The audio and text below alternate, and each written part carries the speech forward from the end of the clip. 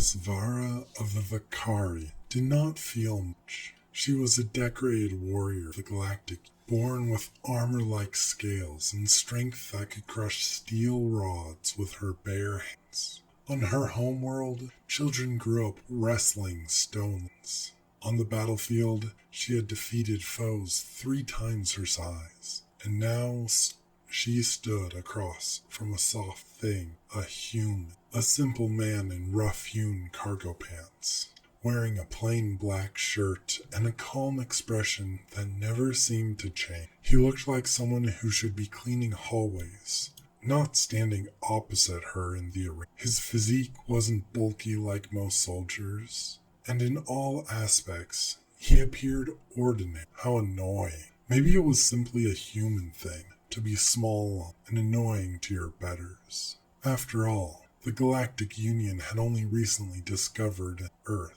a planet full of creatures who were louder, more emotional, and more stubborn than any species yet encountered. Humans were new, unpredictable, and rumored to be absurdly durable. A rumor that Hesvara found highly questionable, and a rumor that required testing. Human, she growled, leveling her dueling blade at his chest. I challenge you. I say humans are weak and stupid. Your arrival in space was pure fortune and not of your own making. Fight me. Prove your species belongs in our union. Harry sighed. He had joined the diplomatic exchange as an engineer, not a fighter. Instead of blades and guns, he had brought waste treatment schematics and blueprints for net zero shithouses. A trial by combat was the furthest thing from his goals. Not in his wildest dreams could he have imagined this was how he would spend his envoy. But Earth was watching.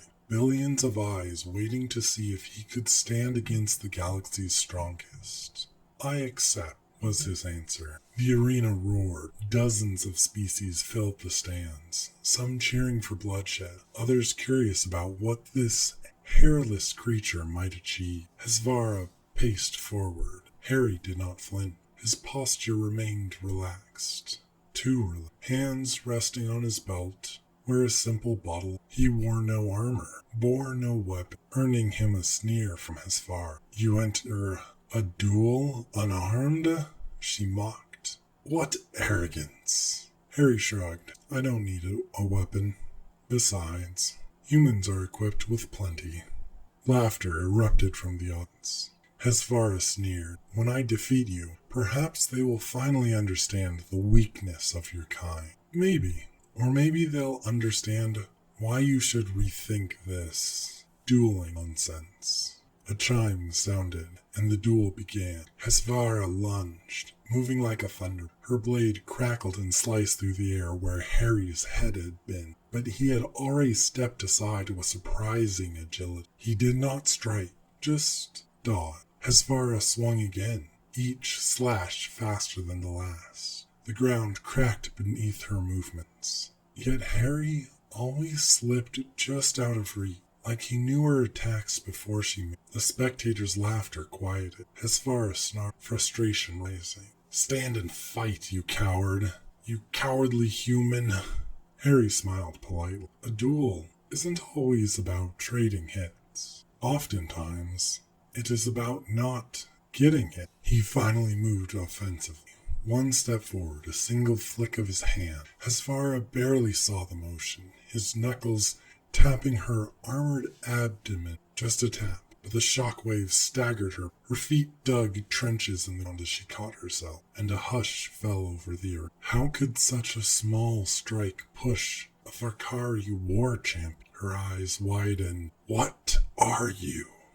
Harry pointed down to his belt, where the reinforced protective harness hung. Many species use such support gear for armor or weapons, but humans had developed it for a simpler reason.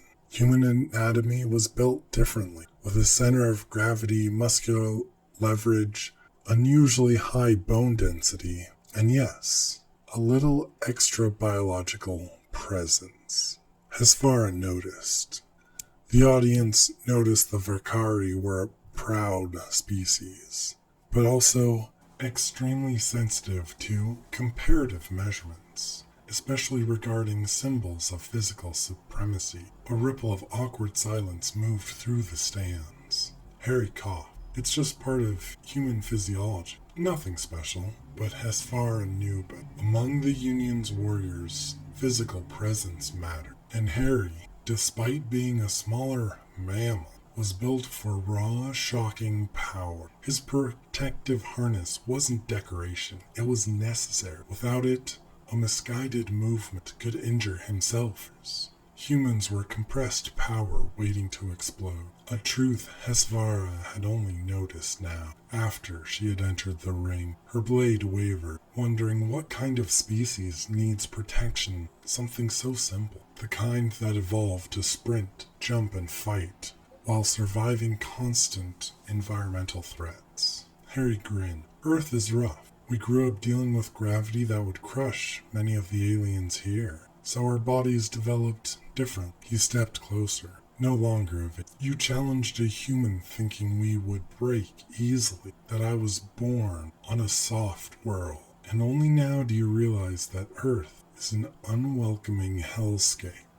A death world. Everything is trying to kill us. And we survived anyway. Hesfara took a step backwards.